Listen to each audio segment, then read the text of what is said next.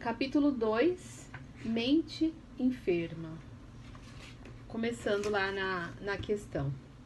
Ao se considerar a questão energética, talvez o primeiro tema que vem à mente são as energias que circundam nossas auras e certas situações com as quais convivemos, como, por exemplo, a desvitalização. Tendo isso em vista, como evitar que outras pessoas suguem as nossas energias? Vocês conseguiram ler a resposta que foi dada aí por Pai João? Interessantíssima essa resposta. E ele já começa logo de cara, né? O problema maior, meu filho, não é como evitar que lhe roubem ou suguem energias, mas, sobretudo, como você se deixa vampirizar, ser roubado e não se atenta a isso. Quantas vezes a gente se sente fraco, a gente fala assim, ai, tô com uma falta de energia, ai, não sei o que é. A partir da resposta do Pai João aí, a gente já tem um entendimento melhor do que é, né? Ele deixa bem claro aí, ó, as atitudes, a desordem emocional. Os nossos sentimentos, eles são bagunçados o tempo todo, das mais diversas formas. O pessimismo. Quantas vezes a gente não é pessimista? Ou quantas vezes a gente não coloca em dúvida a nossa própria capacidade de realização? Nós somos capazes de realizar muitas coisas. A partir do momento que a gente se propõe a realizar algo, é porque a gente tem plena ciência, plena consciência e plena certeza das nossas capacidades. Só que no mesmo modo que a gente tem essa certeza de querer e de buscar, a gente se auto-boicota, se auto-sabota, com o nosso próprio pessimismo. Quando a gente começa assim, eu não sei se vai dar certo. Ah, eu vou lá, mas e se eu tropeçar no meio do caminho e machucar o dedão? São coisas tão pequenas, tão banais, que a gente coloca no nosso caminho. A gente coloca os empecilhos na nossa capacidade de realização. E isso, né, a partir de agora, a gente entende que é uma forma da gente mandar a nossa energia embora. A falta de cuidado consigo mesmo. Às vezes a gente fala assim, queria tanto cortar o cabelo. Ah, mas não sei. Queria ir em tal cabeleireiro, mas lá é tão caro. Ah, eu queria tanto fazer as unhas. Gente, mas R$65 para fazer um pé e uma mão, eu posso fazer tanta coisa com isso. Ou simplesmente, eu tô com vontade de tomar uma Coca-Cola gelada. Meu, mas uma Coca-Cola gelada custa R$15 na padaria. Eu não vou pagar isso. A gente não tá deixando de se cuidar. A gente não tá deixando de se olhar.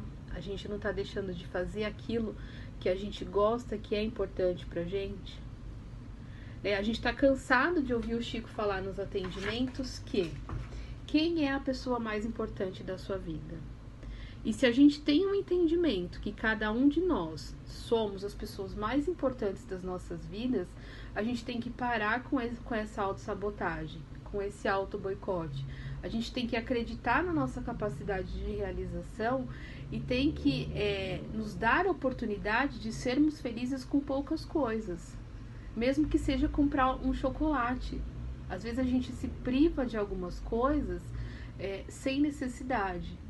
E às vezes um chocolate, uma Coca-Cola, um passeio, um McDonald's, umas coisas tão simples, a gente se priva por coisas banais, por besteiras. E é um momento, é um instante, é um alimento, é uma bebida que vai deixar a gente super feliz e que vai fazer diferença no nosso dia. E isso faz com que a gente mantenha as nossas energias em dia. Ninguém tem perca de energia quando tá feliz, né? Olha a importância aí. Outra coisa muito importante, a seleção dos ambientes e das pessoas com as quais nós convivemos. A seleção dos ambientes muitas vezes não é muito possível, porque às vezes a gente trabalha em alguns ambientes um pouco mais densos, um pouco mais pesados, ou ambientes que a gente lida com muitas pessoas e muitas pessoas trazem pra gente uma energia muito diversificada, e aí cabe a gente se proteger dessas energias, mas outros ambientes a gente pode escolher. E aí lembra da regrinha, né? Regrinha não, né? Da orientação que a gente tem no fraternal? Nós não somos proibidos de nada, mas, né, se você vai beber num barzinho na encruzilhada, você já tem consciência da energia que tá rolando ali. Se a gente sabe lidar muito bem com essas energias, ok. Se eu não sei lidar muito bem com essas energias, então é melhor eu beber num bar que não é de esquina, eu vou beber na minha casa, vou chamar os amigos para irem na minha casa, né? Vamos fazer um churrasco, vamos comer uma pizza, vamos tomar uma cerveja, não importa. O ambiente em que se faz as coisas é que faz a diferença nas nossas vidas, é que mantém as nossas energias ok, tá? O que ele fala mais aí, ó? A postura interna que a gente adota é que favorece o fenômeno de perda. O que ele quer dizer com isso? Que às vezes o que a gente faz, as nossas atitudes, principalmente as nossas atitudes derrotistas conosco mesmo, é que fazem com que essa energia ela mingue, é que faz com que essa energia ela vá se esvaindo aos poucos. É óbvio que é difícil a gente manter o pensamento elevado o tempo todo, né? A gente tem uma oscilação de pensamento muito grande, mas a gente precisa entender que no entendimento que a gente tem hoje, principalmente no nosso desenvolvimento mediúnico, a gente precisa começar a entender essas energias, esses pensamentos que nos são jogados à mente de forma repentina e saber, opa, peraí, esse pensamento é meu? Essa intuição é minha? Não, não é. Ah, tá, mas é de uma entidade que eu conheço? É um pensamento legal? Não, não é, é um pensamento derrotista. Então, aí fica o alerta. Espera só um pouquinho. Então, é um pensamento que não é muito meu, eu preciso tomar cuidado. Na pior das hipóteses, manda o pensamento a merda, como diria Chico do Mangue. A gente precisa aprender